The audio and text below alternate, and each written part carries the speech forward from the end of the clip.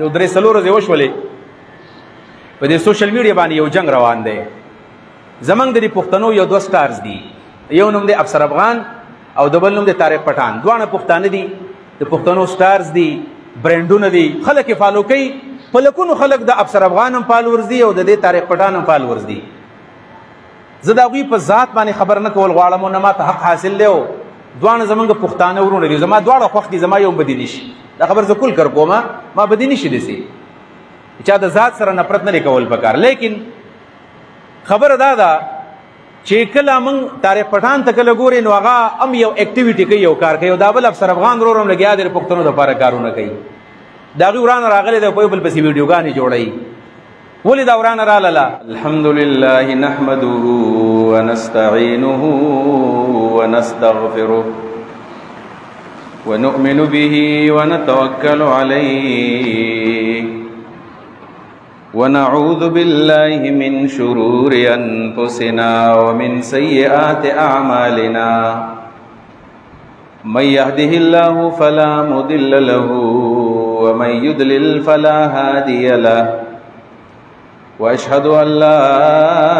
إله إلا الله وحده لا شريك له وأشهد أن محمدا عبده ورسوله أما بعد فأعوذ بالله من الشيطان الرجيم بسم الله الرحمن الرحيم واعلموا أنما أموالكم وأولادكم فتنة وقال النبي صلى الله عليه وسلم مروا صبيانكم بالصلاة وهم أبناء 7 سنين واضربوهم بها وهم أبناء 10 سنين. اللهم صل على سيدنا محمد وعلى آل سيدنا محمد وبارك وسلم تسليما.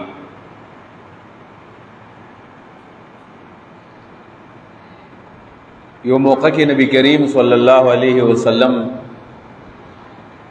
منبر باندې ولاړ دی او رسول الله صلی الله علیه وسلم خطبه ورکړي. خطبه جمعې ورځ دا خطبه ورکړي او په دې دوران کې نبی علیہ السلام ولاړ دی او د رسول الله صلی الله علیه وسلم چې کوم نوسیری د حضرت فاطمه الزهرا رضی الله عنها بچی حسنین کریمین حسن حسین دا په نیکه په ډېر زیات عادت وو. نیکه ته دا نوسې ډېر ګراني. نو رسول الله صلی الله علیه وسلم چې کله جمعات ته راغی دا نوسې بوسې جمعات ته راننوتل، کله چې خپل نیکه په منبر باندې ولیدو رامنډې کړل. ماشوم چې کله د خپل پلار ویني مشر ویني نو دا رامنډه وهي او د نیکه په دې غېږ کې ور وغورځي. او دا ماشومان چې کله رالل او رامنډې والي نو ماشومان منډم دي شواله غورځيږي. نو حدیث کې راځي چې یقومان و یعثران را غورځېدل به بیا به پاسېدل، یو ځل راو غورځېدل پاسېدل، بیا راو غورځېدل پاسېدل. نبی علیہ الصلوۃ والسلام ورته کتل چې دا ماشومان را غورځي. په دې دوران کې رسول الله صلی الله علیه وسلم فنزل رسول الله صلی الله علیه وسلم من المنبر، منبر نبی علیہ السلام کوز شو او ورغه او د خپل وسیر واغستل حسنین کریمین او دای په دې خطبه کې نبی علیہ الصلوۃ والسلام په دې خپل غږی کې نیولې دي، په دې وګو باندې کې نیولې دي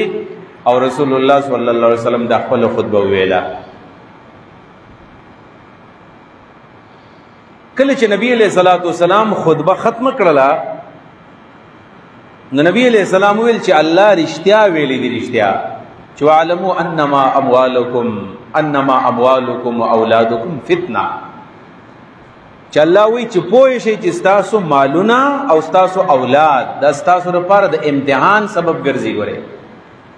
کله ستا خپل مال دی خپل بچی بدی، خپل مال او خپل بچی،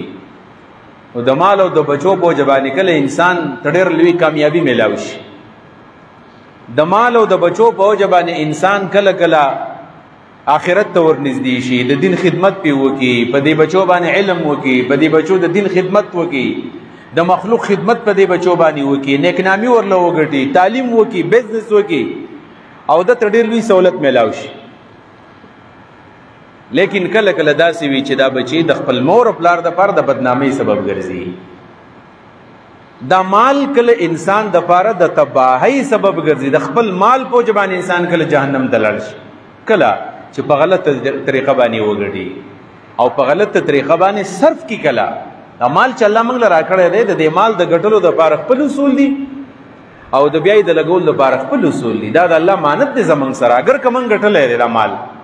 دا بچی او دا مال دا د الله مانت دی. کدا موږ په صحیح طریقه باندې ولګول او دا به زمونږ د پاره د دنیا او د آخرت د خوشحالي ذریعہ وګرځي. او کدا مال او بچی موږ په صحیح طریقه استعمال نکړل په غلطه طریقه باندې استعمال کړل نو هم په دنیا کې او هم په آخرت کې به زموږ د پاره د خسران او د تاوان سبب ګرځي. الله ویلي دی دا.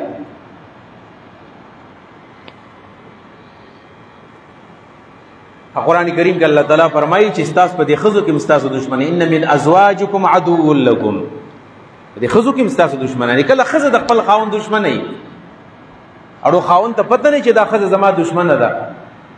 نو کله دنیایي تور باندې وسره دنیاوی تور دشمنی وسره وږي. تاسو ډېر کیسونه ګوري اخبار کې راشي پلانی ځای کې خزه وا اشنا سمیت اپنے شوہر کو قتل کر کے اور فرار ہونے میں کامیاب ہو گئے. بس دا رپورټونه به تاسو ډېر نه د خپل اشنا سره ملاو شو خپل خاوند قتل کو تختیدله د خپل اشنا سره ملګری شو خپل بچی قتل کړو تختیدله. دا ډېر کیسونه داسې راځي په دې اخباراتو کې رپورټ کیږي او په دې سوشل میډیا باندې او په دې الکترونیک میډیا باندې موږ ګورو بشمار داسې کیسونه. او کله کله داسې وی چې دنیاوی تور باندې دا خزه د خاوند ملګری ده او داغه د خاوند د عقیده سره دا خاوند د نیک عمل سره نه لګي. دا د موضوعونه ز په ګیره باندې خبره کوم یا په بل څه خبره کوم بشمار داسې الکان موږ لیدلې دي واده نه مخې خسته خسته ګيري چې واده کله وکي نو ګیره یا کټ کړی وي یا خرولې الکولې یاره وسه خزه مې خپګیدل راته ویل چې دا ګیره دی پرېخه ده. ډیر داسې خلک شته ده د خپل خزې د خوشالول لپاره ګیره دی خرولې دولري کړل دا او ته خپل خزه د سیولې نه جوړې چې ستا سره مینه کوي نو چې ستا د ګیره سره محبت وکي او ستا د ایمان سره محبت وکي. دیو جبانه خزه په خپل ځان نه دی منول بګار مون خزه په ځان مې نه کو به خپل مال مې نه کو خزه به خپل سوچ باندې مې نه کا د خپل عقیده باندې په خپل فکر باندې خزه ته کنوینس کا بیا چې تسنګ مې ته باغې ته اکسپټیبل وي ته باغې ته قابل قبولي نو خزم کله کله دشمن د انسان شي. خاون بکلا د مانځنه مخ د واده نه مخ کې به خاون 15 وخت منزل راځي جمعه ته او چې کله واده وکړي نو بیا په جمعه کې جمع نه راځي په قلار د ساری مصیبات شي د مسودن دی پاتې شي بیا بس جمعه ګل جمعه خان او اختر ګل اختر خان دی جوړ شي بیا بس اختر کې راځي او جمعه کې راځي. په دې وجبانه رسول الله مبارک ویل چې تاسو په دې خبر باندې پوه شئ الله وایي چې په مال کې مستاسو لپاره امتحان او فتنه ده او په بچو کې مستاسو لپاره امتحان او فتنه شته. الله تعالی دې مسلمانان په دې کې کامیاب کړي. دینن جمعه کې زه کوشش کوم یو څو ضروری بنیادی خبره د اولاد او د بچو د تربیت په اړه کې زو کوم او دا زما موضوع ده اولاد تربیت بچو تربیت او ډیر زیاته زما او د توجه د یو مفید موضوع ده موږ د خپل بچو نه غافل یو او دا ځکه چې پرون زما د سترګو مخې ته واقعه لاله داغي په بنیاد باندې زما په ذهن کې رال چې سبب زه په دې موضوع باندې جمعه کې خبره کوم. هغه واقع د سیدا په یو ځای کې یو ماشوم دی غټه لګ دی باقی د ګیره راغلی دا او چرته راغلی دی د طالبانو کمرې ته نوته دی او دغه طالب نه موبایل ایستلی دی انډرایډ موبایل 30-35 هزار روپیه موبایل ته وړی دی. طالبانو بیا په تاڼه کې اف آی آر درج کړی دی او دا نن سبا موبایل زه خو غلو ته ویم چې موبایل چا نه پټوي ځکه چې موبایل دې پټ کو نو ځان لري کار وکړو بل څه دې پټ کړ نو بیا هم سپټ چې خو موبایل چې دې پټ کو نو ځان ښکارا کو دا موبایل ته نشي استعمالولې دا موبایل ته نشي خرڅولې دا بیا ماته او یا پکور کې دنه یوځي کې برودي کدا دې خرڅ کو او چا به کې سیم آن کو هم با اگر پټ کیږي او تا ته بسړې را رسي نو غلو ته ممدا پیغام دې چا موبایل مې پټوي او کزان لدی استعمال کو چکل به کې تخبل سیم کې خو دغه آی می نمبر خو معلوم دی نو ډایرک به ته هټ کېږي او ستانه موبایل ضبط کېږي او دنیا کې به مو شرمېږي او تاوان به دی وشي. دغه طالبانو به داسې کړي چېرته اف آی آر به یې کړی تاڼه کې به روزنامچه کې لیکل کړي نو 15 میاشتې پس موبایل ټریس شو او ماشوم عین بالکل طالبانو د مدرسې سره نږدې په یو ځای کې ګیر شو چې دا موبایل پلاني ځای کې دی پولیس ټلیفون وکړو سړی ګیر کو تاڼې ته راوست اوس غلا بچی کړی د پلار نه دی خبر ده نه پلار ورته نه دی ویلی چې غلا وکړه پلار په غلا باندې خفه دی خوشحاله نه دی غلا بچی وکړله اوس چې کله پولیس بچی کله تاڼې ته راولي نو دا بچی به څوک خلاصوي دا به پلار خلاصوي که نه نو پلار پسې غریب تاڼې ته راغی نو تاڼې ته چې راغی نو ټولو خلکو ته پته ولګېدله چې د پلاني بچي غلا کړی نو دا دی ولاړ دی ورسره دا زمونږ د تربیت د نه ورکولو نتیجه د بنیادي طور باندې چې کله موږ د خپلو بچو نه غافل شو او اکثر ستاسو خیالي اکثر د ښځې خاوند روانه وي موږ د معاشره کې د ښځې خاوند رانه خامخه وي ډېر کم خاندانو داسې چې د ښځې خاوند جوړوي موږ چې کله چې معلومات کوي نو بس یاره چې د ښځې سمې ورانه ده او څه تعویض به پکار وي دم به پکار وي چیني ویني دم کې راله چې دا په تعویضونو په چینو مینو نه کېږي دا به د اسلامي تعلیماتو نه ځان خبر کې خود به خود به روغه راځي نو کله چې د ښځې خاوند رانه راشي نو بیا خاوند په بچو کې کار نه لري وایي دا د دې ښځې بچي دی کوي به ځانله چې څه پې کوي هغه به کوي نو هغه چې کله د ښځې بچي سه د سړي بچي نه بیا د سړي بچی کله نه نو هغه بیا په معاشره کې غلط کارونه کوي دا ګوره ځان په دې پوهول پکار دي که ستا د ښځې سورانه ده د ښځې سره زموږ دښمني ده د بچو سره به دښمني نه کوو ځکه دا بچی دا زما مستقبل دی دا ښځه پردی کېدی شي طلاق ول ورکړل ښځه لاړه پردی شو بل خاوند به وکړي خو دا بچی نه پردی کېږي که دا طلاق شي عدالت ته او په عدالت کې په سټام لیکل وکړي چې دا بچی زمانه عاق دی عاق په اسلام کې نشته دی که تا عاق کو او ته ما د خپل منقوله او د غیر منقوله جایداد نه دا عاق کو او په اخبار کې مرالل او په میگزین کې مرالل او په سوشل میډیا مرالل او چې ته کله مړ شوې سره د دې نه چې تا په اخبار کې عاقنامه لیکلې ده اټومیټیکلی به ستا میراث بچي ته منتقل شي او دغه عاق بچی دا به ستا میراث ضبط کړي دا دغه دی ته نشي اخیستی د هغه نه یوصیکم الله فی اولادکم للذکر مثل حظ الانثیین بس چې کله به پلار مړ شو نو مال اټومیټیکلی بچي ته منتقل شو عاق کول مه کوه خیر دی غصه به راځي په خپله پوهه که په خپله قار د زیتره ته ووایه بیا هغه ته نه شي ولې ماما ته ووایه هغه نه شي د کلي مولي صاحب ته ووایه استاذ ته ووایه د کلي به یو مشر هغه ته وایي زما بچی پوهېږه او که لور د نو زنانو ته وایه پوهې به کي درله خو دې بچو نه به غافل کېږو نه موږ ناسو با یو ځای کې یو په دې دوران کې پولیس هغه هلک یې راوستو او پلار یې موله راوستو او دواړه مدرسې په دفتر کې کېنول ویل دې ماشوم ته وایه چې تا د موبایل د کوم ځای نه راغستې نو پلار غریب بیا شرمېدو پلار سترګې ښکته وې دا د دې بچي د وجې نه بچو او ماشومانو او نوجوانانو تاسو ته دا خبره کومه چې ستاسو غلطي ګورئ دا ستاسو غلطي نه ده دا کله چې یو نوجوان غلطي وکړي دا چې هر قسمه غلطي وکړي که دا اخلاقي برایي وکړي او که دا غلا وکړي که دا څه سوشل څه برایي وکړي نو دا غلطي ستا د سر پورې یوازې نه ده ستا د غلطۍ په وجه باندې به د ټول نه اول به ستا پلار یادېږي دا څوک دی د پلاني زوی دی ټول نه مخکې خلک دا وایي څوک الک نه یادې دا کار چا کړی دی چې مشر تپوس کې څوک د پلاني زوی او چې ډېر مشر د پلاني نوسی نو پلار به دې په قبر کې نیکه به دې په قبر کې استاد د غلطۍ د وجې نه به نوجوانانو بچیانو ستاسو پلار او ستاسو نیکه به یادېږي او چې ستا د خاندان سره چا نه لګي نو بیا به دې خاندان هم وایي دا د پلاني خاندان دی که نه پلاني خیل والا دی که نه پلاني خیل والا لکه خیل ورته ویلو چې غلط کار وکړه دا ورته پلار ویلو چېرته دا ورته نیکه ویلي نه ورته خیل ویلی دي نه ورته خاندان ویلی دي نه ورته پلار ویلی دي نه ورته نیکه ویلی دي خو د ده د غلطۍ په وجه باندې به خیل هم یادېږي پلار به هم یادېږي نیکه به هم یادېږي خاندان به هم یادېږي او د خاندان نه کله کله خبره قوم ته ورسېږي بیا قوم بدنام شي دا پلانی قوم والا دی که دا پلانی ټول داسې دي دا ټول داسې دي یو مئی د وجه نه بیا ټول تالاب ګنده شي د یو الک د یو جنۍ د غلطۍ د وجه نه ټول خاندان په داو باندې ولېږي لہذا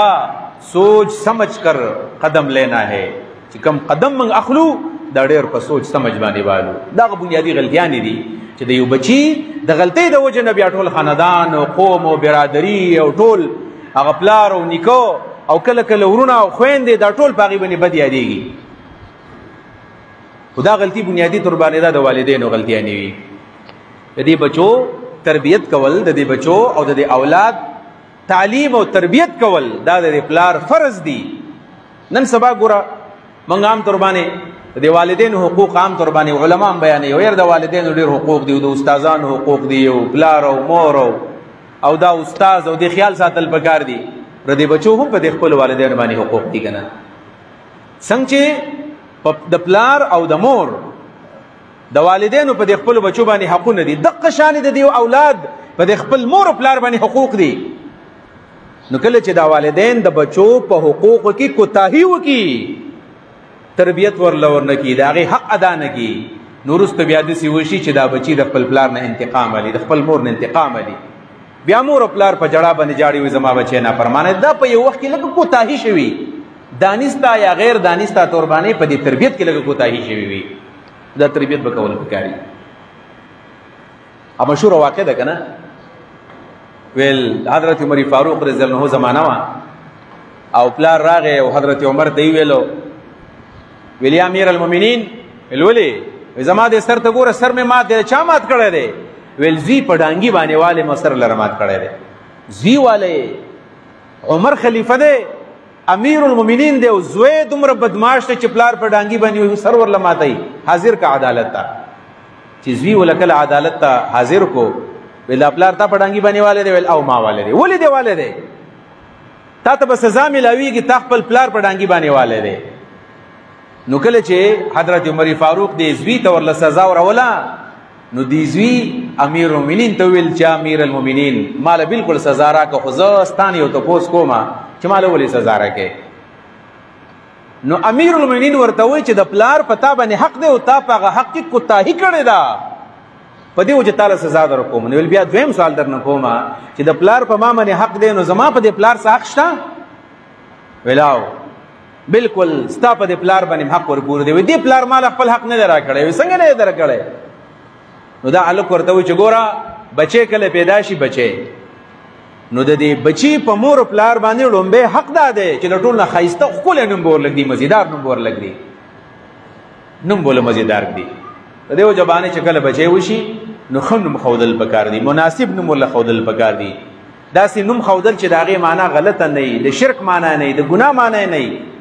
اسلامي نوم د انبیاو د صحابو د پښتنو ښایسته ښایسته نومونه له ښودل پکار دي. نو هغه هم دا ګیله وکړله چې زما په ده باندې حق دا دی چې د ماله ښکلی نوم ښودلی وی، خو د ده نه تپوس وکړه چې زه کله شیم د ماله کوم نوم ښودلی دی. وایي ستا څه نوم دی؟ وایي دې پلار ماله جعل نوم ښودلی. جعل ویلی کېږي په دې غوشانو چې دا پاسه کوم ګونګټۍ ګرځي که نه، دا سخاده، وایي دا نوم یې ماله ښودلی دی. نو زما به خویم د ګونګټو په شانې وایي نه. اسم په خپل مسما کې اثر کوي، نوم په خپل مسما کې اثر کوي. څنګه نوم چې تا ته چا ښودلی دی، د دې نوم په دې خپل مسما کې اثر یې. مالې نوم دا ښودلی دی، په کلي کې زه په دې غلط نوم باندې مشهور یم، زه باډو اهمیت په کلي کې نشته دی. خلک زما مذاق وړاوهي، خلک ما ته وران نومونه وایي، زما عزت نفس نشته،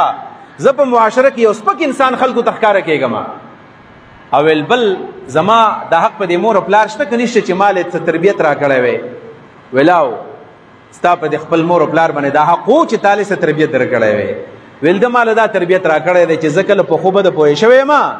ما له ډانګې په لاس کې راکړی دی او دا اوښان یې ما ته حواله کړي دي چې سارې به د اوښان بوزې ماښام به راولې، بل یې ما ته هېڅ تعلیم نه دی راکړی. البته یو تعلیم یې ما له راکړی دی. یو ویل کوم تعلیم؟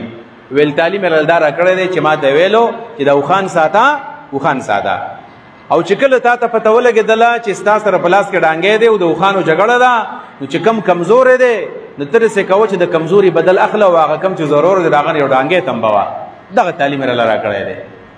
بل تعلیم ماله نه دی راکړی.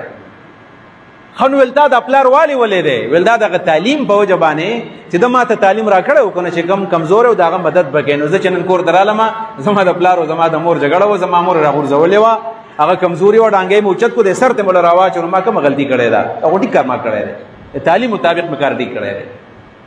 نو حضرت عمر فاروق صاحب ویل چې بالکل دا د پلارانو کوتاهي ده چې دا خپل بچو له مناسب تعلیم ورنکي، تربیت ولا ورنکي. په دې وجه باندې والدینو ته وایم او استادانو ته وایم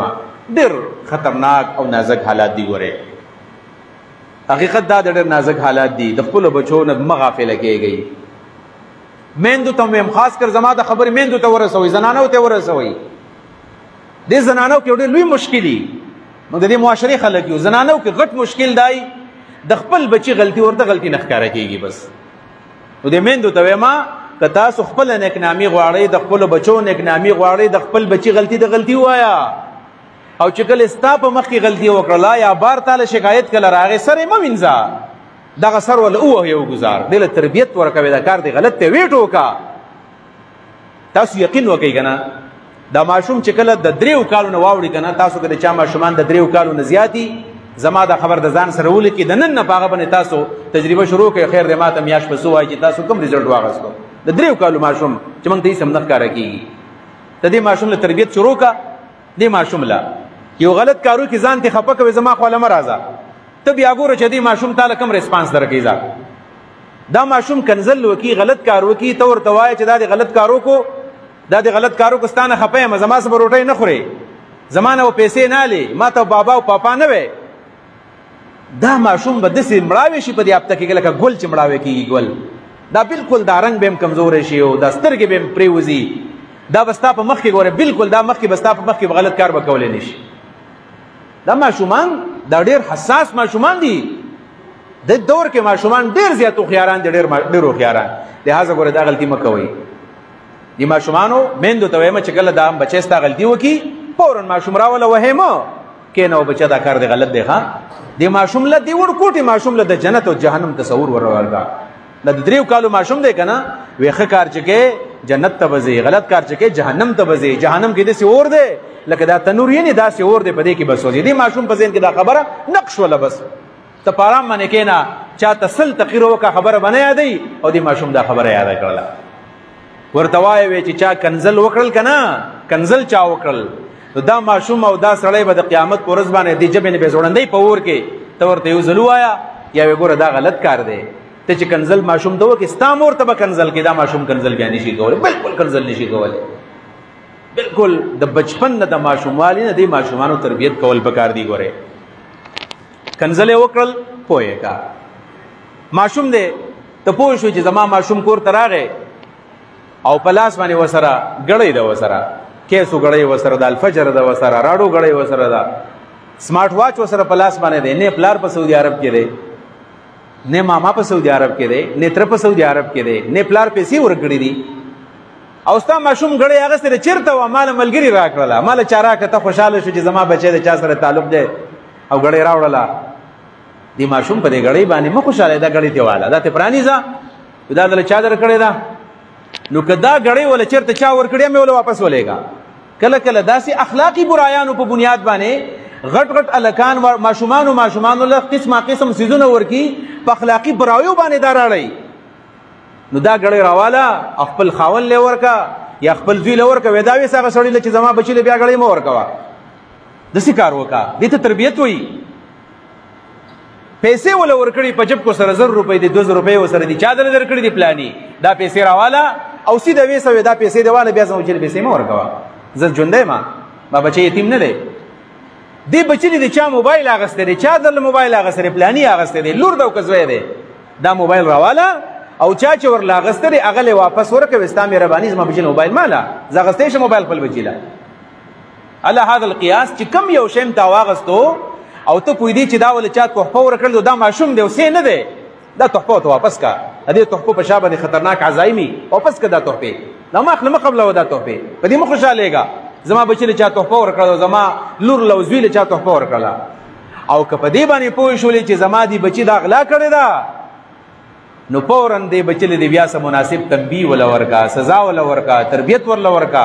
او دا شوال خپل مالک ته ورسوانو یو ځل چې تا خپل بچی ته ویلو چې په کور کې د بل چا استعمال یو شی د استعمال د پاره نه منما نو نغلا کولې شي نه د چانه بیا څه شی غستې شي نن سبا یو موضوع ده ډېر زیاته چلیږي چې یعنی ماشومان د سکس تعلیم ورکول پکار دي کړي ورکول پکار یعنی ماشومان د جنسي تعلیم ورکول پکار دي کړي ورکول پکار په دې باندې مختلف ډیبیټس روان دي او بحث وکيږي په ټي وي باندې ټاک شوز کیږي مختلف ماهرین په دې باندې خبره کوي څه خلک په حمایت کوي څه خلک مخالفت کوي دې په باره کې زما چې کوم رائے د زما کوم محتاط رائے د غدا ده چې بيخي داسې جنسي تعلیم ورکول چې ردی تعلیم په نتیجه کې واپس اغا په اخلاقی برایو کې ته مبتلا کې د سیمه ورکورلا داسې تعلیم ورکول چې داغي په وجبان یو کس نه د خبر ہوتی د غلط کار نه خبره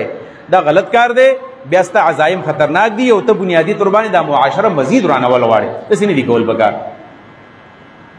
داسې ماحول دی جوړ کړی دی چې باغی کې د خزو د سړو مخلوط یو مجلس ته الکان جنکی په کې مخلوط مجلس ته نو داسې تعلیم ورکورلا بده تیرزل دا یو فیصله شو وکنه چې په دې سکولونو کې با یو ټیچر اضافه وکاو چې هغه خلکو ته اکټینګ به ورته ښیي او ډانس به ورته ښیي او د ګډا چل به ورته ښیي، نو دا کار غلط و، دا ټیک نه و، دا فیصله غلطه وه. ځکه چې هر سړی ډمتوب نه یادول غواړي، هر سړی ګډا نه یادول غواړي. یو سړی به ملام نه وي، امیر صاحب هم نه وي، بل صاحب هم نه وي، خو خپل بچي باندې ډمتوب نه یادوي. پښتانه په خپل بچو ډمتوب نه یادوي، د هغوی خپل بچي داسې نه خوښ چې دا د سبا د خلکو مخکې ګډېږي. نو دا غلطه خبره و، دا ټیک نه و، دا تعلیم مه ورکورله. خو که د دې تعلیم نه دا تعلیم مراد دي چې خپل بچو له پروټیکشن ورکول دي او تحفظ ورکول دي، او دا تعلیم فرض دی ګوره بیا په دې معاشره کې. زه دا خبره کومه، بعضې خبرې زموږ مجبوري چې موږ یې بیانو، ځکه په دې کې موږ ته فایده ډېره زیاته ښکاره کېږي. خپل ماشومانو له دا تعلیم ورکول پکار دي چې بچیا چې کله ته د کور نه بهر ته وځې نو د چا د لاسه څه شی مه اله، خپل بچي په دې پوهې کوي. په لاره باندې لاړلې او چا ته چې هو راشه دا 50 روپۍ والا دا پیسې دې ماله کوه دغسې دا لاس ته نه کټ کوم ګورې کوه دغسې زوړندوم دې دا پیسې بنالې د چا نه. بچي له دا تعلیم ورکړه، دا تعلیم ضروري دی. دا تعلیم وله ورکړه چې بچیا د چا نه به تحفې نه الې ګورې. دا نه منم چې چا درله ګړۍ در کړې ده، چا درله موبایل در کړی دی، چا درله بل څه شی اخیستی دی. چې ستا کوم ضروریاتو ما ته وایو، د مور ته دې وایو، د نیکه ته دې وایو، بل چا ته به نه ماما ته ووایه، تره ته ووایه، خو بل چا ته به دې مطالبې به نه کوې، نه به غواړې د چا نه دا څیزونه. دا تعلیم وله ورکړه. دا تعلیم وله هم ورکول پکار دی چې بچیا ته کله پوه شوې چې په لار باندې ځې نو ته چا له لاس مه ورکړو چې تا له چا لاس په لاس کې نیولی دی او روان کړی نه، دا ګناه دا به نه کوې. دا بچي به دې باندې پوهې که یا په دې باندې پوهې کړي چې بچا ګوره ستا مخ له چا لاس درړو، چا ستا سر له چا لاس درړو، یا ستا بدن له چا لاس درړو، نو دا به نه پرېږدي، سیده به خپل مور او پلار ته وایي. دا تعلیم ورکول پکار دی. دا هغه خطرناک څیزونه دي چې دا موږ پټو، نه استاد بچو ته وایي، نه والدین بچو ته وایي. د دې د وجې نه معاشره ورانه ده. ګورې زه دا خبره کول کومه، په دې کې زه د صرف حیا هم نه کومه. کله کله دا مسایل راشي او مدرسو کې کېږي، دا معاشره ده. په دیني مدارسو کې دا مسلې راشي، پلانی ماشوم سره زیاتې وشو، پلانی ماشومې سره زیاتې وشو، نو دا لیبرل خلک داسې پروپیګنډه شروع کړي. ګوره وایي په دې مدرسو کې داسې قسمه کارونه شروع دي او د مدرسو خلاف یو طوفان برپا کړي چې دا غلط کار دی. خو چې کله بیا په کالج کې داسې وشي نو بیا مولیان صاحبانو ګوره وایي تاسو دا د لاډ میکالې تعلیم دی او تاسو بچي کالج ته لګي، دا کارونه به خامخا کېږي. نه کالج بدنامول پکار دی، نه یونیورسټي بدنامول پکار دی، نه مدرسه بدنامول پکار. دا غلطه خبره ده. یعنی ما ته په دې پاکستان کې یو کالج او یو یونیورسټي نه د معلومات چې هغه د خپل بچي ته و چې داسې کارونه وکړه. دا زموږ ورونه دي. په دې یونیورسټو کې څوک دي؟ پروفیسران څوک دي؟ خو زما ورور دی، د تره زوی مې دی، ملګری مې دی، کلیوال مې دی، ماما زوی مې دی، یا به ستا وروري. نو دا به چاله دا تعلیم ورکړي. په کالج کې په یونیورسټۍ کې استادان دا تعلیم نه ورکوي او نه په مدرسو کې استادان دا تعلیم خپلو شاګردانو له ورکوي. دا په دې کالجونو کې، دا په دې مدرسو کې، دا په دې معاشره کې، دا په دې اډو کې، دا په دې ورکشاپونو کې او دا په دې کلو کې، دا په ښارونو کې چې دا قسمه کارونه کېږي، جنسي تشدد د ماشومانو سره کېږي. د هغې بنیادي وجه څه د هغې بنیادي وجه مناسب تعلیم او د مناسب تربیت کمی دی چې مور پلار په هغې کوتاهي کړې ده. او چې کله مور پلار او استاد په دې کې کوتاهي نه کړي، د ماشوم بیا نشي دوکه کېدلی. ماشوم په دې باندې پوهه کړه چې بچیا د چا کرے کله کله داسې موږ په دې باندو کونډو کې دا رواج اوس هم دی، په دې ښارونو کې ختم دی. کله د چا کرے شوده نه که نه، یاره ورشه د پلانې شوده راوړه، ورشه د پلانې کور نه ماسته راوړه. موږ داسې کوو. یا ټماټر نشته، دکان نشته، ورشه د کور ته ویل ټماټر راوړه، او دې بچي ته ووایه چې کله دننه ورغلې نو دروازه کې ودرېږه، دننه مه ورځه. په دې کور کې پردۍ جینکۍ به هم نه ورځي. او بله دا که تا څوک چې دننه دې کمرې ته راشه دننه مه ورځه، که دا لور دی او که دا زوی دی، مه ورځه دننه، بار به ودرېږي، دروازه کې وبټکې، ورته وایې چې ما له دا پلانۍ اشاره کو بیا بېرته راوړه. دا تعلیم بچي له ورکړه که نه. دا کمی بنیادي زما او ستا کمی دی. د دې کمی په بنیاد باندې معاشره کله کله دې حد ته ورسېږي چې بیا کله سړی خپل بچی په ټوپک باندې ولي. قسم دی بله ورځې ما یو لاش ته زما د سترګو نه اوښکې لاړلې. یو ځای کې یو لاش پروت یو زنانه وه، او په هغې باندې بورقه زموږ دا د روژې بورقه پې پرته وه او د هغې دا خپې ښکارېدلې چا وجلې وه. قسم دی ما ورته کتلی نه شو چې دې لاش ته څنګه وګورم. دا به د چا عزت و، دا به د چا لور وه، دا به د چا خور وه، دا به د چا خورزه وه، دا به د چا ورېره وه، دا به د چا امید و. دا په دې باندې چا دا ګزار ولې کړی دی؟ دا په دې ټوپک باندې ولې ویشتلې ده؟ دا نن په دې حل باندې ولې په دې روډ باندې په دې غاړه پرته ده؟ دا بنیادي طور باندې هغه غلطیانې دي چې دا ماشومان یې کوي او مور په دې باندې پردې راچي چې زما بچی ټیک دی، زما بچی ټیک دی، زما بچی غلط نشي کېدلی، زما بچی غلط نشي کېدلی. او که پلار ترې چېرته ګیله وکړه چې ستا بچي داسې کار کړی دی، نو هغه بیا ټوپک له لاس وړي، وایي زما په بچي باندې تا الزام ولګو. نه جي نه، قار ماله لږ داسې وکړه معلومات وکړه ها که الزام و معلومات وکړه د الزام جواب وکړه بیا که نه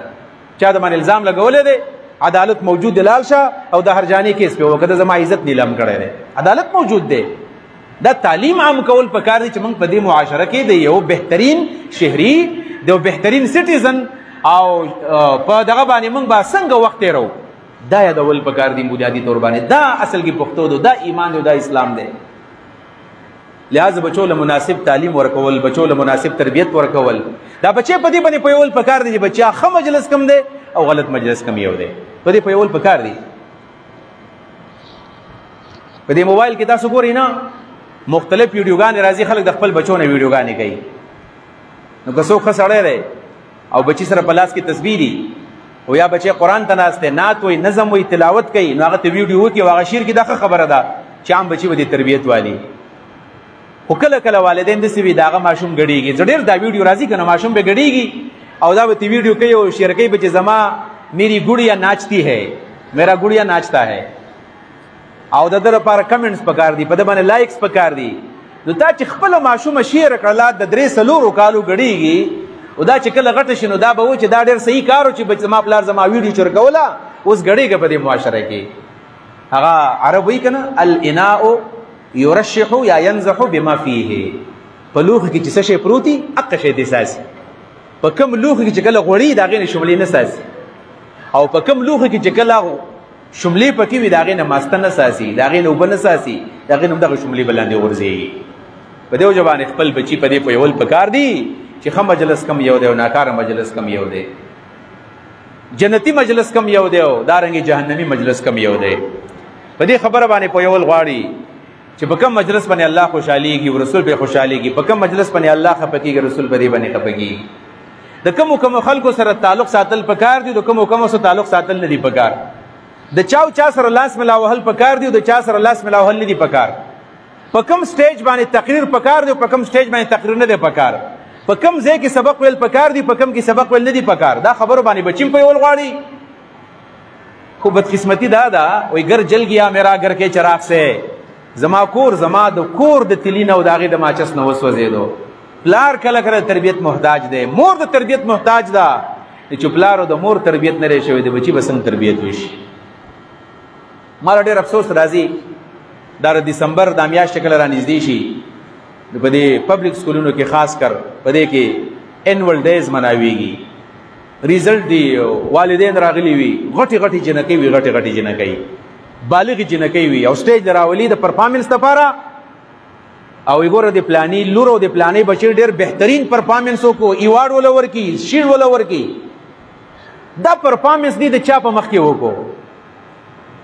دلته پردي سړي دي غیر محارم ناس دي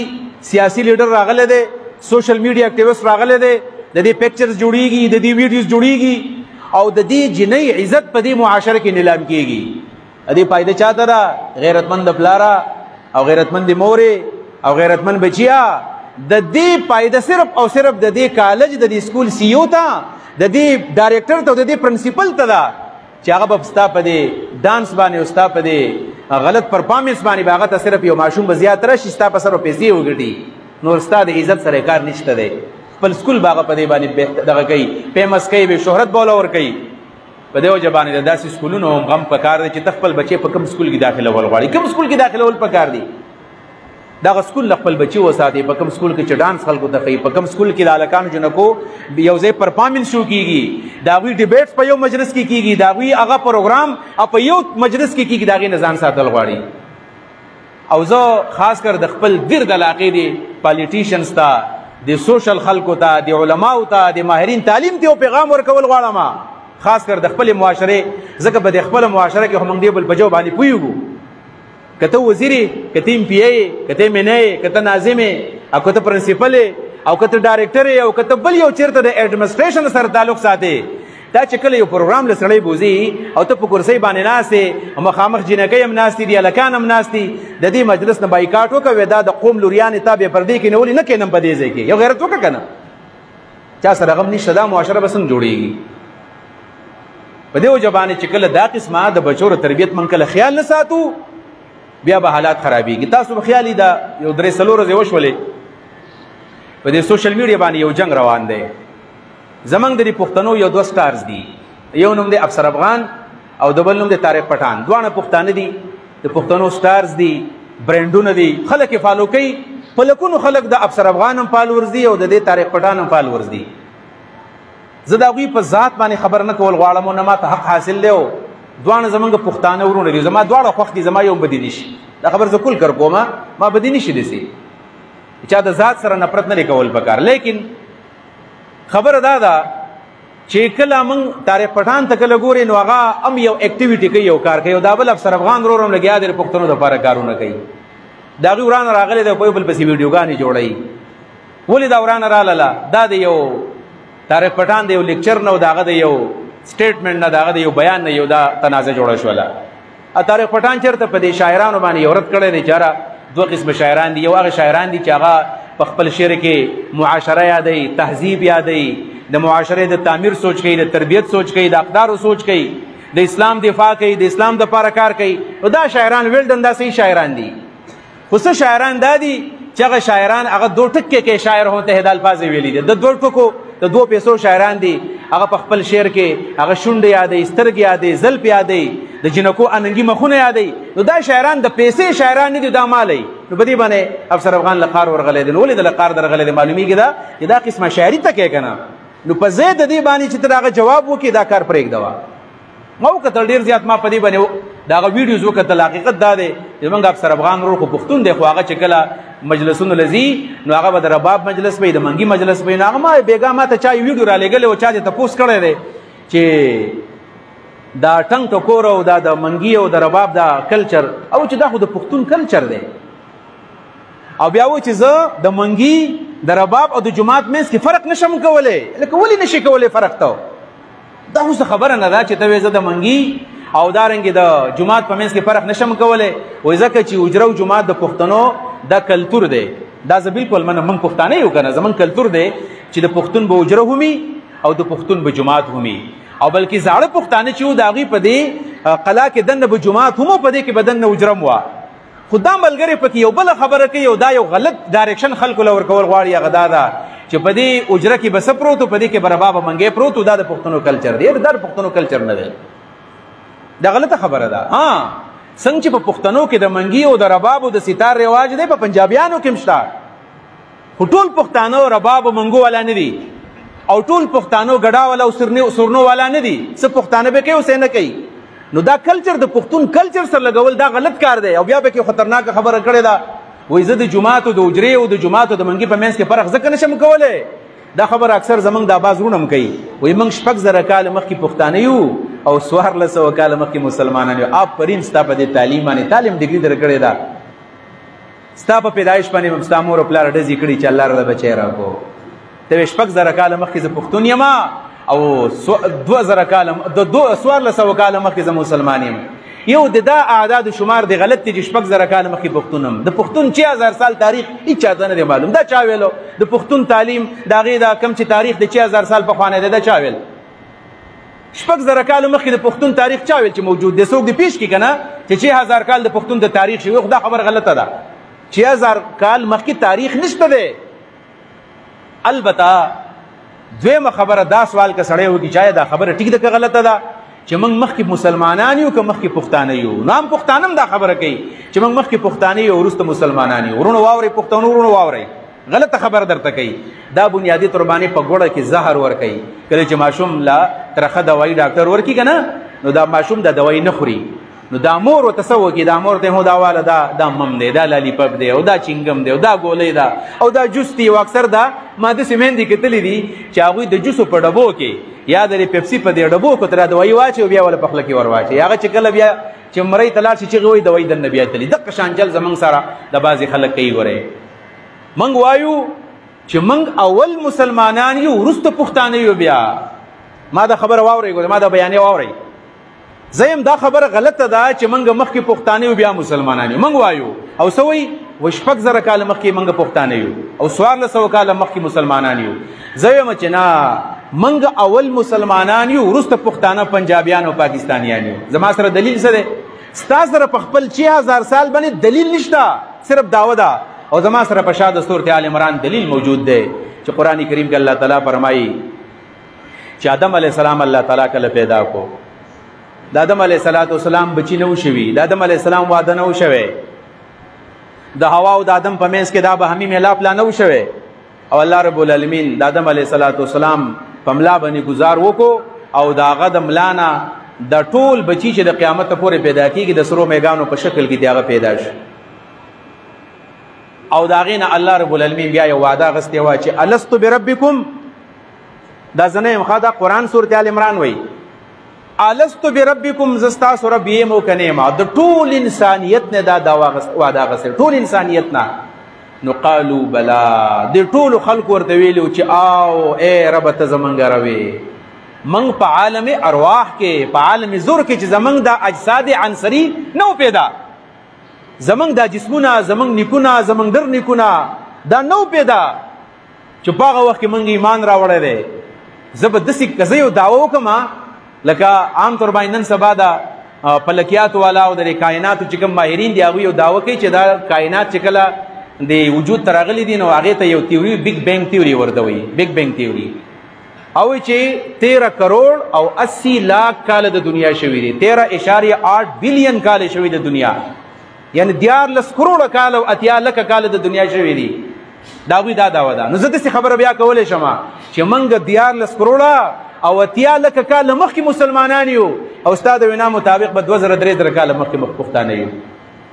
اسلام مخکې دی او پښتو وروسته ده، اسلام مخکې دی او پنجابي وروسته ده، اسلام مخکې دی او پاکستان وروسته دی، اسلام مخکې دی او سعودي عربیا وروسته دی. دا مسله دا د خپل بچو د یادول پکار دي. په دې طریقه باندې موږ پښتانه جذباتیان قوم یو چې موږ څوک کوم طرف ته بوځي هغه طرف ته موږ ځو. هر ځای کې پښتون دوکه کېږي، هر ځای کې پښتون دوکه کېږي.